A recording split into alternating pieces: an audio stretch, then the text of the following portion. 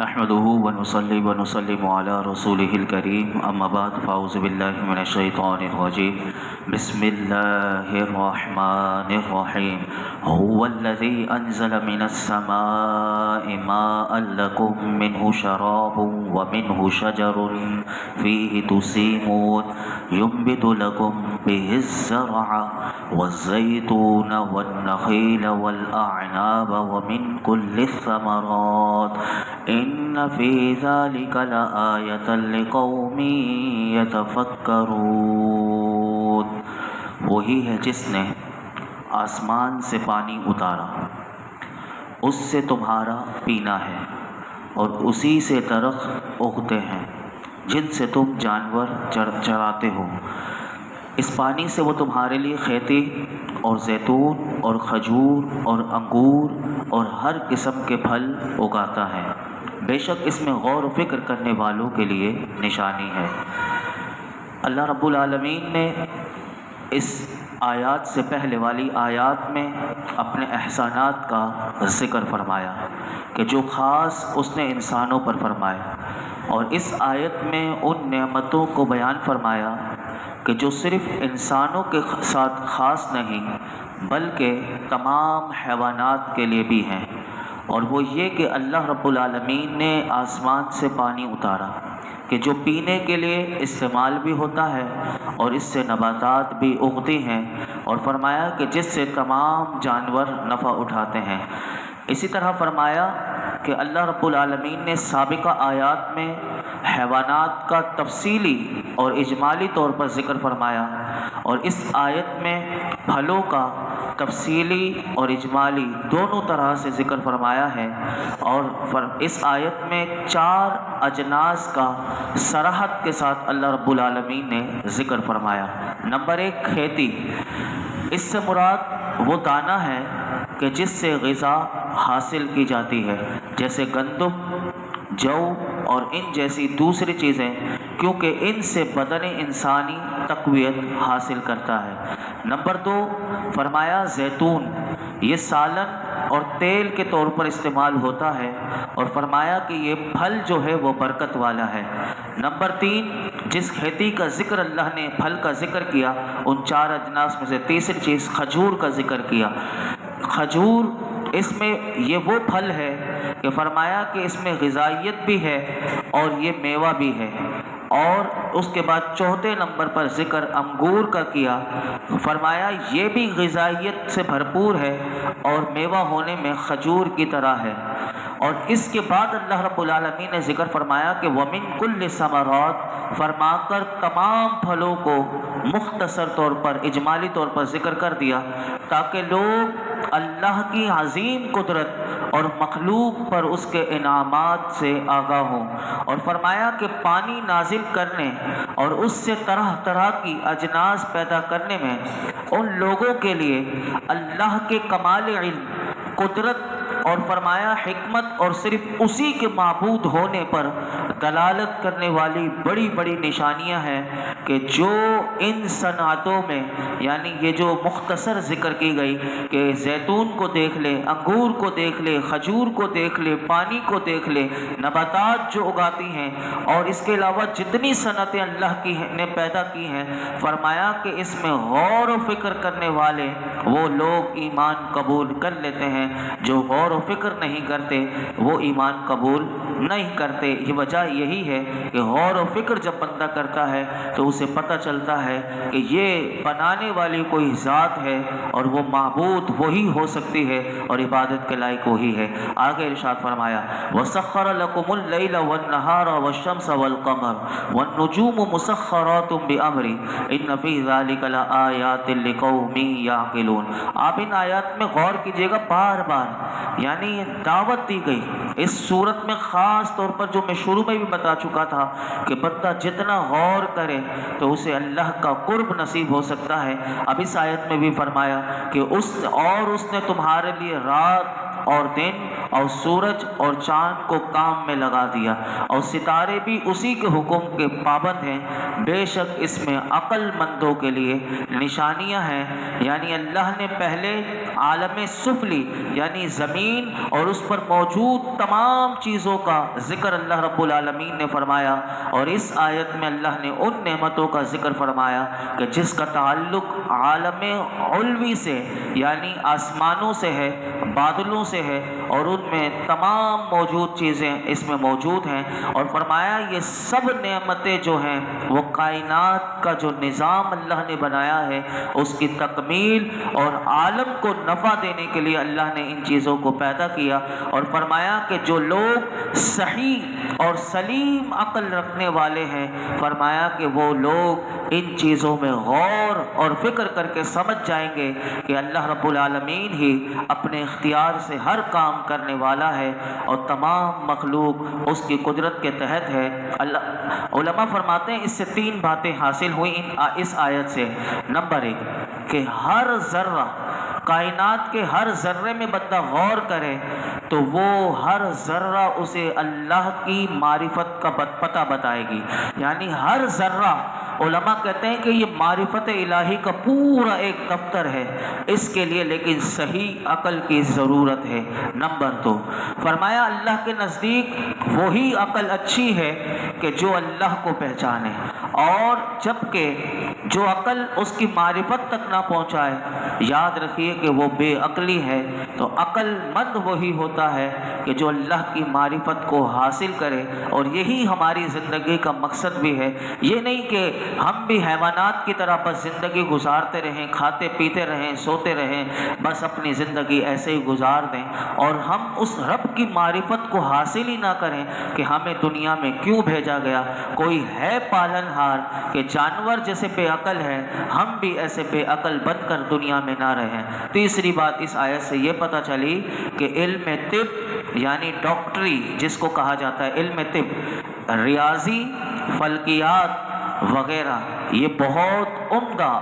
اور اعلیٰ علوم ہیں۔ فرمایا کہ اگر کوئی انہیں سیکھے تو اس سے بھی اللہ کی معرفت حاصل ہوتی ہے، کیونکہ ڈاکٹری میں بندے کو پورا اس کا تعلق انسان کی باڈی سے ہوتا ہے، اور انسان کی باڈی میں اللہ نے کیا کچھ نہیں رکھا۔ تو یہ جب علم انسان سیکھتا ہے تو اسے واقعی اسے پتہ چلتا ہے کہ میرے رب نے جو چیز بنائی اس کی زبان سے نکلتا ہے کہ تبارک اللہ احسن الخالقین، کہ جو میرے رب نے پیدا کیا کیا ہی خوب پیدا کیا، اور ہر چیز میں وہ غور کرتا چلا جائے۔ یہ فلکیات جو ہیں، یہ آسمان میں جو کہکشائیں ہیں، یہ ستارے ہیں، یہ سب ایسے ہی نہیں بلکہ یہ پورا اس کا ایک نظام ہے، اس کا پورا ایک علم ہے۔ جب بندہ اس کو بھی سیکھے تو اس کی عقل دنگ رہ جائے کہ یہ سب اسے پتہ چل جاتا ہے کہ واقعی کوئی ہستی ہے کہ جس نے ان کو کنٹرول کیا ہوا ہے۔ آگے ارشاد فرمایا وَمَا زَرَعَ لَكُمْ فِي الْأَرْضِ مُخْتَلِفًا أَلْوَانُهُ إِنَّ فِي ذَلِكَ لَآيَةً لِقَوْمٍ يَتَذَكَّرُونَ، اور اس نے تمہارے کام میں لگا دی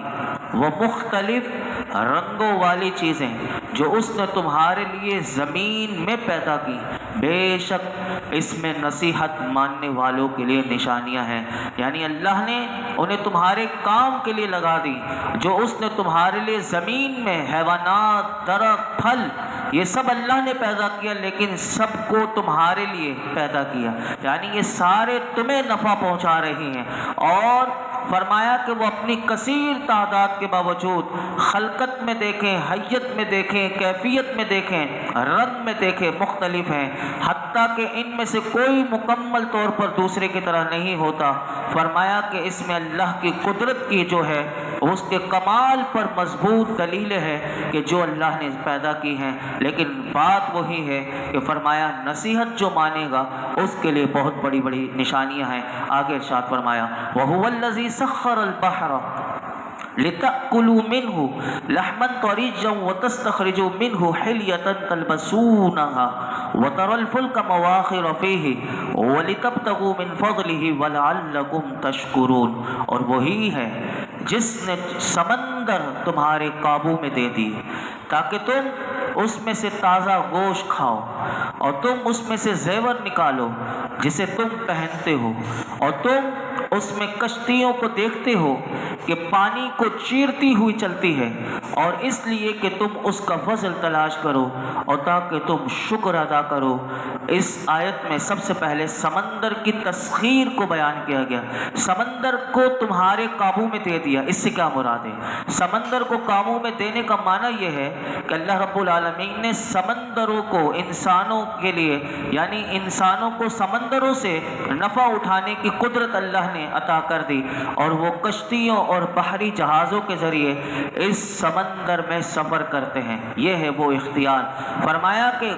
اور یہ بھی اختیار کہ کوئی غوطہ لگا کر، فرمایا کہ اس کی تہ میں پہنچ سکتے ہیں اور اس میں سے شکار کر کے لاتے ہیں۔ ایسے بڑے بڑے سمندر میں غوطہ خور موجود ہوتے ہیں، کیا کچھ اندر سے نکال کر نہیں لاتے؟ آپ دیکھیے کہ یہ جو بحری جہاز ہیں، یہ کشتیاں ہیں، یہ کیا ایسے ہی کسی کے بغیر کنٹرول؟ یہ اللہ نے انسان کو وہ قدرت دے دی، وہ طاقت دے دی، وہ سمندر کو ان کے قابو میں دے دیا کہ وہ کہاں سے کہاں تک وہ سفر کرتے ہیں۔ اور فرمایا یہ تو ایک بات، پھر دوسری بات اللہ نے اس آیت میں فرمایا سمندر میں تمہیں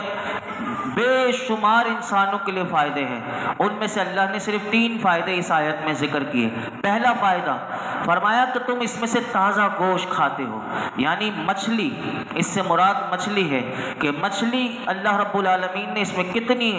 توانائی اور کتنی زبردست یہ چیز، یہ مخلوق اللہ نے پیدا کی۔ فرمایا کہ اس سمندر سے تمہیں تازہ گوشت کھانے کو ملتا ہے۔ لیکن یہاں پر علماء نے ایک بات لکھی کہ یاد رکھیے گا کہ سمندری جانوروں میں سے صرف مچھلی کا گوشت حلال ہے، اس کے علاوہ نہیں۔ دوسرا فائدہ اس آیت میں جو ذکر کیا گیا، فرمایا کہ تم سمندر سے زیور نکالتے ہو جسے تم پہنتے ہو۔ اب یہ زیور سے مراد وہ گوہر، وہ موتی، وہ مرجان ہے، اور پہننے سے مراد کیونکہ یہ مرد نہیں پہنتے تو، لیکن قرآن کہتا ہے کہ جسے تم سمندر سے زیور نکالتے ہو، کہ جسے تم پہنتے ہو، تو فرمایا کہ کیونکہ زیور عورت پہنتی ہے، اور زیور جو ہے وہ عورتوں کی زینت ہے، اور چونکہ عورت پہنتی کیوں ہے تو اس کا جواب یہ ہے کہ وہ عورت کا جو زیور ہے وہ سجتی سورتی اپنے شوہر کے لیے ہے، تو وہ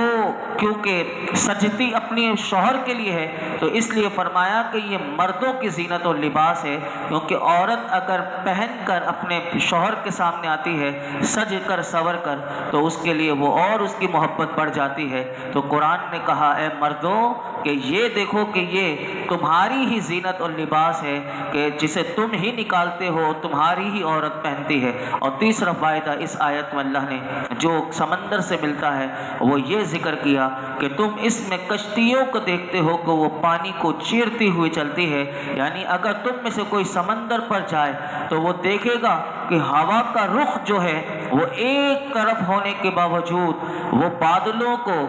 وہ جو بادبانی ہے جو کشتی چلانے والا ہے، فرمایا کہ وہ کشتیاں جو ہیں وہ پانی کو چیرتی ہوئی آتی بھی ہیں اور جاتی بھی ہیں، وہ جا رہی ہوتی ہیں۔ یہ سمندر کو تمہارے قابو میں اس لیے دیا تاکہ تم سمندر کے ذریعے بھی تجارت کرو۔ اب یہ دیکھیے کیسا ہے، اور فرمایا تم تجارت کی غرض سے سمندر میں سفر کرو اور پھر اللہ کے فضل سے تم نفع حاصل کرو، اور جو تمہیں اللہ کا فضل اور احسان تمہیں مل جائے سمندر کی صورت میں، یعنی تم تجارت کے لیے تمہیں سمندر سے بہت کچھ مل جائے، یا تم سمندر کے ذریعے تجارت ایک ملک سے دوسرے ملک کرو، تو فرمایا یہ اللہ کا فضل تم پر اگر ہو جائے تو اور اس کے احسان کو تم پاؤ تو پھر تمہیں کرنا کیا ہے؟ تو فرمایا لعلکم تشکرون، تو تمہارا کام یہ ہے کہ تم اللہ کا شکر ادا کرو۔ اور ایک آیت بیان کر کے میں اپنی گفتگو سمیٹتا ہوں، فرمایا وَأَلْقَوْا فِي الْأَرْضِ رَوَاسِيَ أَن تَمِيدَ بِكُمْ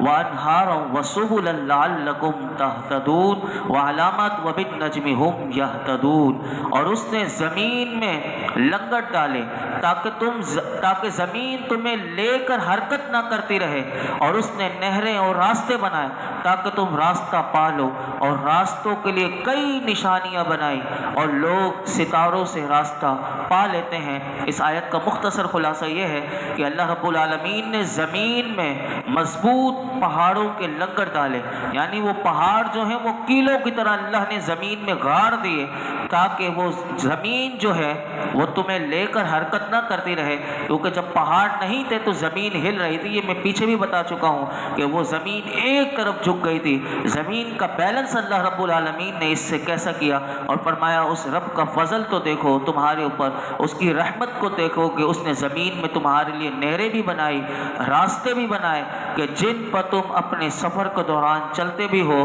اور اپنی ضروریات کی تکمیل کے لیے ایک شہر سے دوسرے شہر تک، ایک جگہ سے دوسری جگہ تک تم جاتے ہو، تاکہ تم اپنی منزلوں تک راستہ پالو اور بھٹک نہ جاؤ۔ اور فرمایا کہ اللہ نے راستوں کی پہچان کے لیے کئی نشانیاں بنائی، جیسے کہ پہاڑ، کہ تم پہاڑ کے ذریعے دن میں اس کے ذریعے تم راستہ پا لیتے ہو، اور رات کے وقت فرمایا کہ لوگ خشکی اور تری میں ستاروں سے بھی راستہ پا لیتے ہیں اور انہیں اس سے قبلے کی پہچان ہو جاتی ہے۔ یہ پہلے زمانے میں جب یہ سب کچھ بھی نہیں تھا، یہ ٹیکنالوجی نہیں تھی، کچھ بھی نہیں تھا، تو لوگ یہ ستاروں کے علم لوگ سیکھا کرتے تھے، اور ستاروں سے وہ راستہ ان کو پتہ چل جاتا تھا اور وہ سفر کیا کرتے تھے رات میں بھی۔ اور یہ جو پہاڑ ہے، یہ بھی پہاڑ جو ہے وہ راستہ انسان کو بتایا کرتے تھے کہ کہاں سے کہاں۔ یہ ساری چیزیں اللہ کی نعمت ہے، کیونکہ ٹیکنالوجی کا کوئی بھروسہ نہیں، کسی وقت بھی وہ فیل ہو سکتی ہے، لیکن یہ حقیقت میں یہ جو اللہ کی بنائی ہوئی چیزیں ہیں، یہ حقیقت میں انسان کو یہ ہمیشہ رہیں گی اور اس میں کوئی خرابی نہیں آتی جب تک اللہ رب العالمین نہ چاہے۔ اللہ رب العالمین جس طرح ان آیات میں بار بار عقل مندوں کے لیے، نصیحت ماننے والوں کے لیے، غور و فکر کرنے والوں کو دعوت دی گئی، ہم اللہ کی بارگاہ میں دعا کرتے ہیں میرے مالک ہمیں غور و فکر کی توفیق عطا فرما، اور وہ غور و فکر کی وہ صلاحیت، وہ قابلیت ہمیں عطا فرما کہ میرے مولا جس طریقے سے ہمیں غور و فکر کرنا چاہیے۔ الحمدللہ رب العالمین، والصلاة والسلام علی سید الانبیاء والمرسلین وعلی آلہ واصحابہ اجمعین۔ کہ اللہ پاک جو کچھ ہم نے قرآن حکیم میں سے سنایا، اس میں کوئی غلطی کوتاہی ہو معاف فرما، اپنی بارگاہ میں قبول فرما، قرآن حکیم کا نور عطا کر دے۔ اے میرے مالک اس قرآن پاک کی برکت سے یا اللہ ہماری زندگیوں میں نور عطا فرما، ہماری قبر میں بھی نور عطا فرما، مرنے کے بعد بھی ہمیں اس قرآن کا نور عطا فرما۔ یا اللہ اس قرآن حکیم کا قدردان بنا دے، ہمارے لیے صحیح سمجھنا سمجھانا آسان کر دے۔ یا اللہ تو قبول اور مقبول فرما لے۔ یا اللہ ہمیں قرآن پاک کے ساتھ اپنا رشتہ ہمیشہ مضبوط رکھنے کی توفیق عطا فرما۔